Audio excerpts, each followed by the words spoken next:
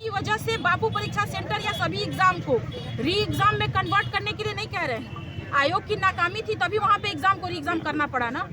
तो ये आपकी कमी है ना, तो इसको पूरा कौन करेगा? आप करेंगे। और आप सवाल हमसे पूछे जा रहे हैं बिना, सबसे ज्यादा दुख इसी बात का है कि बिना हमारे मुद्दों को पढ़े उस पर डिबेट किया जाता है। आप सभी मीडिया बंधु यहाँ उपस्थित है, हमारे तरफ से कृपया आप अपने अतिथि जो आते हैं, आपके प्रवक्ता आते हैं, प्लीज आप एक क्वेश्चन पूछ लीजिएगा और उसका रिप्लाई हम सुनने के लिए तरस रहे हैं। वो ये है कि 18,000 विद्यार्थियों का जो परीक्षा लिया जा रहा है बापू सभागार में जो थे, अब उनको 22 केंद्रों में बांट के उनकी परीक्षा ली जा रही है। तो इन बच्चों के लिए, इन्हीं बच्चों का एग्जाम किस चीज के लिए? बीपीएससी के लिए हो रहा है, 17वीं बीपीएससी के लिए। उसी चीज का एग्जाम हम लोग 13 दिसंबर को दे के बैठे हुए यहाँ पे। तो एक बात बताइए, 1 महीने का जो ये टाइम उनको एक्स्ट्रा एज मिला है, उन बच्चों को, 18,000 बच्चों को, उनको जिनको पैटर्न भी पता है, सब कुछ पता है, 1 महीने का समय बहुत ज्यादा होता है, सब कुछ पता है, आप नॉर्मलाइजेशन नहीं कर रहे हैं, स्केलिंग नहीं कर रहे हैं, तो आप किस बेस पे इस चीज को इक्वल करेंगे? हमारे समानता के अधिकार को आप कहाँ एस्टैब्लिश करेंगे? मुद्दा इस पे होना चाहिए, डिबेट इस मैटर पे होना चाहिए सर।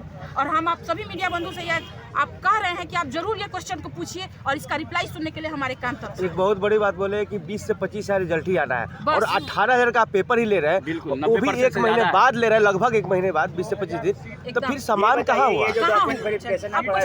फिर समानता है कहाँ? एकदम सही है सर, आप समानता, यही मुद्दा है सर, यही मुद्दा है। और आप हमसे क्वेश्चन पूछ, अच्छा, जो डाटा उन्होंने दिया, वो भाई साहब जो डाटा दिए हैं, तो वो डाटा किस आधार पर आपने तैयार किया है? देखिए मैं बताती हूँ। डाटा क्या आधार है? जगह होगा जी मैं बता रही हूँ। देखिए जैसे कि मैं एक परीक्षार्थी हूँ, जी ये भी परीक्षार्थी है, ये भी सभी लोग परीक्षार्थी हैं। हाँ, 12 से 2 हम अपने एग्जाम सेंटर में थे, वहाँ से निकले, हम लोग पूछते हैं आपका एग्जाम कैसा गया, आपका एग्जाम कैसा गया, पूछते हैं ना। हमारे साथी बता रहे हैं कि देखिए ऐसे ऐसे माइक से बोला जा रहा है, कोई बोल रहे हैं, फिर हमने उसको ध्यान दिया। फिर दूसरे साथी हैं, उनको कोई फोन करके बोल रहा है कि यहाँ पे जैमर काम नहीं कर रहा है। मतलब सूचनाओं के रूप में हमारे पास इस तरह की घटना कितने सेंटर पर हुई?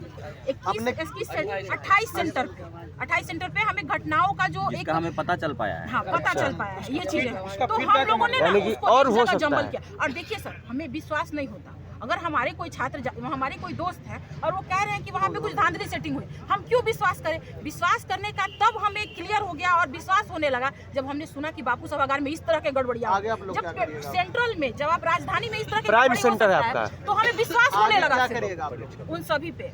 बापू परीक्षा परिषद में जब हुआ तो फिर हमें विश्वास होने लगा कि नहीं, ये अफवाह नहीं है, ये सच हो सकता है, और ये विश्वास बदल गया। अब हम ये आगे क्या चाहते हैं आप लोग आगे?